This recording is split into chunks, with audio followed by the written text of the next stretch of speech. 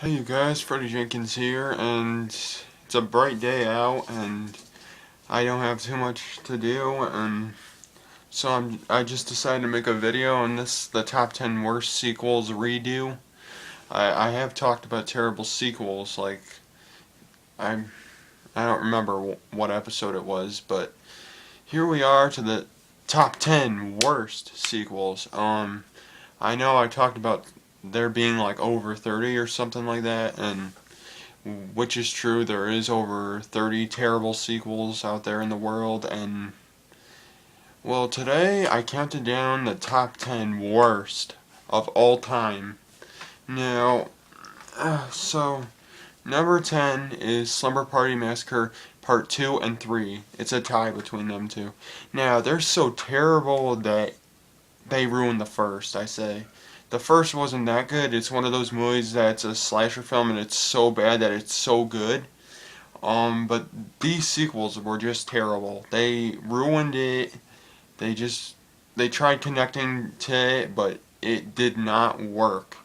And that's what makes it these two at number 10. They are just that terrible. Don't watch them ever. Number 9 is Indiana Jones and the Kingdom of the Crystal Skull. Now, I haven't really seen too much of this movie because I cannot stand um what's his name? Shia LaBeouf. I don't, I, he is the worst actor, I say. At least one of the worst, and my god, what the hell were they thinking adding him in? That and Aliens, come on. It's an Indiana Jones film, you guys. It's not supposed to be about aliens. And that's just what makes it one of the worst sequels out there. I like the first I didn't really like the first, but I liked the second and the third. I like the third Temple of Doom the best because it's the one I watched the most as a kid, and it shocked me, and it was just that good of a sequel. But stay away from Indiana Jones and the Kingdom of the Crystal Skull. It's absolutely terrible. Okay, number 8 is all of the Friday the 13th sequels. Now, there's so many of them that I really don't want to get into detail with them, but let's just say they ruined the original, they ruined the vision of the original, they destroy the suspense of the original, they kill off all of the original's characters. That's 4 things that they did wrong. And then they bring Jason. Come on, you guys. That's ridiculous. It just sucks. It's a stupid idea. And it's just horrible. Number 7 is all Teenage Mutant Ninja Turtles 3. Um Part 1 and 2 were really good classics and I like them. I mean, that's what makes them so classic, that they're so good. And I'm people don't like the second, but I say the second is okay, good. I mean, I like the fight scenes.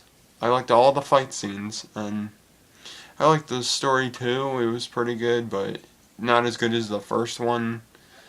I mean, what the hell, no, hardly any sequel is any better than the first, but yeah, and the third one's so terrible that it gave me a headache. Halfway through the movie, I watched it. It was so stupid. I had to turn it off. It's just that terrible, guys. It really is that terrible. Number 6 is Scary Movie 5.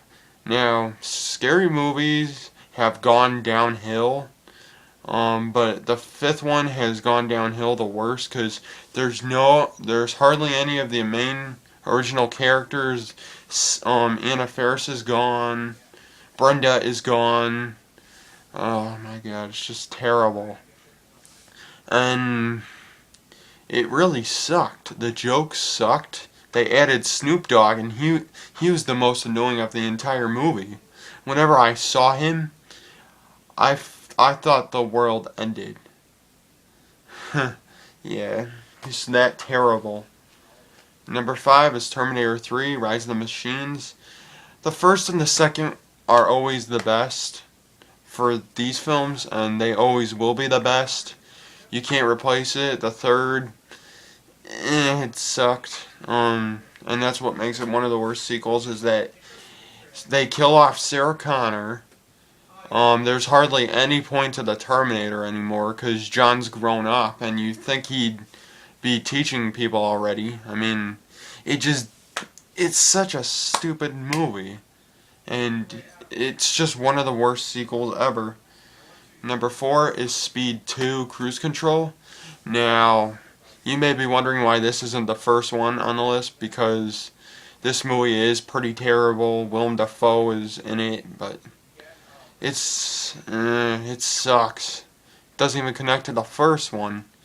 It really doesn't connect to the first one. It's a horrible movie, and that's all I'm going to say. Number 3 is Highlander 2, The Quickening. What makes this so terrible is that it brings back Sean Connery, and they fly or something like that. It's so stupid. What the hell were they thinking? My God, it's that terrible. My God, it's just that terrible. Christopher Lambert's awesome, but what the hell was he thinking doing that sequel? And yeah, it's just horrible. Number 2 is Teen Wolf 2. Now, this was gonna be the first one on the list, but it's so terrible. The mask looks absolutely horrible. The story sucks. I just don't even want to talk about it. It's that terrible. It's giving me a headache right now. And number 1 is Son of the Mask. Oh my God. It's so terrible. The story doesn't make any sense. It shouldn't even be called a sequel. And it's just horrible. How could you make something that doesn't connect to the original? It doesn't fit, you know, like Roadhouse 2. It doesn't even fit with the original. And then they try adding this story all about Patrick Swayze getting killed in between the films, and don't even bother connecting it then if it doesn't feature the original, you know, the original feel. Then don't make it that specific sequel, you know? It just doesn't make sense, and it's stupid. Anyway, guys, I hope you enjoyed this list. Don't watch any of these sequels because they're that awful. And I know that this day and age they have so many other terrible sequels. Like, for instance, one I saw was Despicable Me 2. They tried making it in Ice Age where they add the damsel in distress, and I hate that, you know? She's got no point being there. She really doesn't. And in Despicable Me 2, they had this stupid, annoying, big-nosed idiot. She sucks. It just really sucked, and even Insidious 2 was terrible. I tell you why. They got rid of that demon that looks like Darth Maul. They took out the suspense of the original, you know, where they had, like, happenings to them, paranormal activity and all that. But they tried making a story about that, and they tried connecting it, and it really didn't do so well. I thought it took away the scary feel of the original, and, I mean, come on. Do you really think that the evil bitch that's inside the father would let any of them live if they knew that she killed Elise? Or Elise, whatever her name is, the old lady? It doesn't make sense. I mean, I really thought that he was going to kill the entire family, and that's what I'd like to think. That's why the first one, the first Insidious, is the best.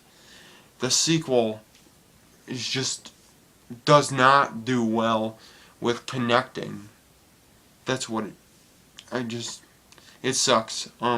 Okay, you guys, I better stop now before I get into a rambling conversation, and I hope you enjoyed this video. Don't watch any of these movies, and peace out.